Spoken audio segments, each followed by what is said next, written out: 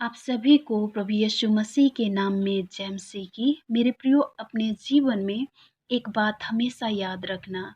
आप चाहे जितनी भी आगे क्यों ना बढ़ जाएं, जितनी भी जीवन में ऊंचाई पर बुलंदियों पर क्यों ना चले जाएं, जितनी भी अच्छी पोस्ट पदवी आप क्यों ना प्राप्त कर लें, जितना भी आप धन दौलत क्यों ना समेट कर रख लें, जितना भी आप नाम और फेम दोनों क्यों ना हासिल कर ले, लेकिन इतना ज़रूर याद रखना कि अपने मन में कभी घमंड जैसी बातें नहीं आने देना। क्योंकि बाइबल हमें बताती है, जब व्यक्ति के मन में घमंड आता है तो वो उसे नीचे गिराने के लिए आता है, लेकिन जब जिस व्यक्ति के मन में नम्रता आती है वो हमेशा उसे ऊंचा उठाने के लिए आती है, उसे महिमा देने के लिए, उसे आदर और सम्मान देने के लिए आती है। मेरे प्रियो, हम दाऊद के विषय में अच्छी रीति से जानते हैं। दाऊद एक तो राजा था और दूसरा परमेश्वर का अभिषिक्त था।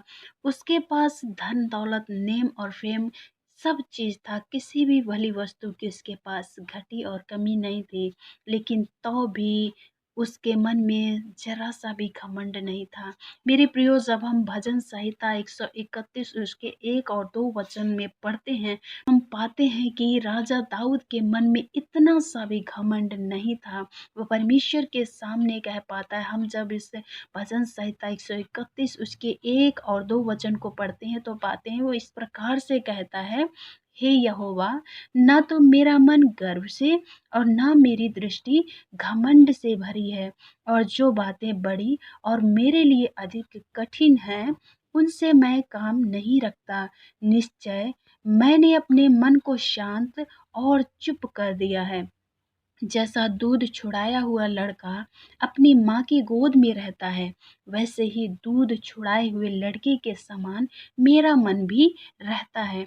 ये परमेश्वर का पवित्र वचन है, जिसमें राजा दाऊद परमेश्वर से प्रार्थना करके कहता है कि हे परमेश्वर, ना तो मेरे मन में गर्व है और ना ही मेरी दृष्टि घमंड से भरी हुई है।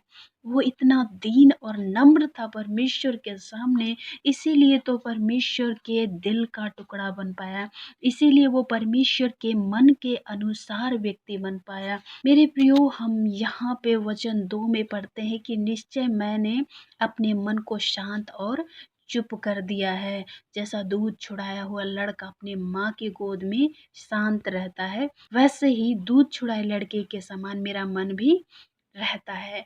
मेरे प्रियो, हम इस बात को अच्छी रीति से जानते हैं, जो बच्चा दूध पीता है माँ का, उसे परवाह नहीं होती कि उसकी मम्मी अकेली बैठी है या फिर पब्लिक में बैठी है।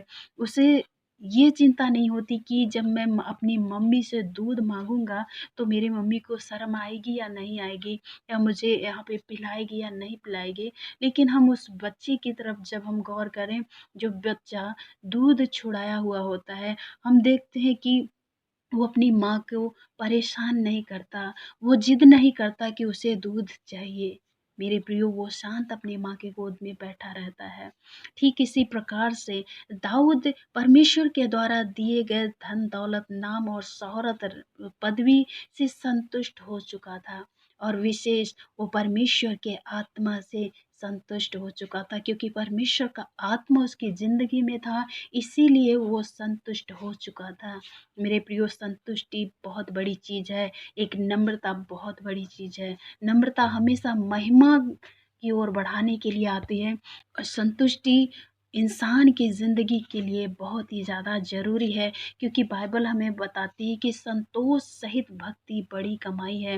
इस वचन में हम दो बातें बड़ी गहराई से सीख पाते हैं कि हमें घमंड नहीं करना है, चाहे कितनी भी ऊंचाई को क्यों ना छू लें, चाहे कितने भी बड़े धनवान क्यों ना हो जाएं, चाहे कितनी भी बड़ी पदवी को क्यों ना हासिल कर लें, लेकिन हम घमंड ना करें, दीन और नम्र बने रहें।